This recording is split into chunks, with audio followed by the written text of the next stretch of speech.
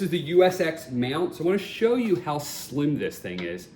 All right, very slim profile. All right, it's going to be installed up there. But the way this works is this will pull out. So you can see how far it pulls out from the wall. All right, I don't know how far, it actually will pull out a little bit further.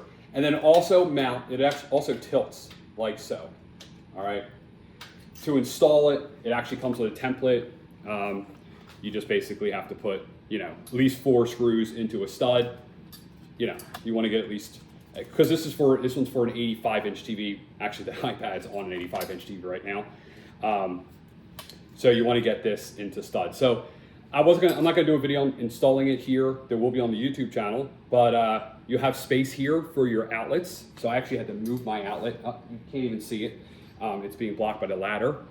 But yeah, I think it's nice. It comes with a bunch of extra hardware. So if you have to, do anything special with the TV,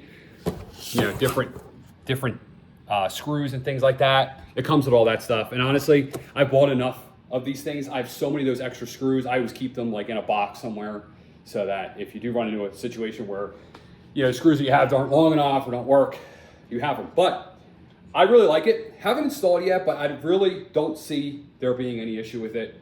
It locks down very easily. You basically just hook it up there. You see that's the hooking system right there. See those little hooks? So it's real simple. You just like lift it up there and hook it up there. And then it has a locking mechanism on the bottom to hold it in so someone can't, lift it up and pull it off.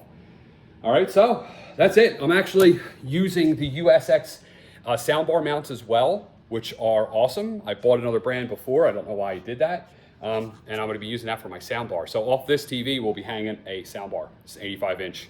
Samsung, what? All right, let's do this. I'm out. Mike, peace.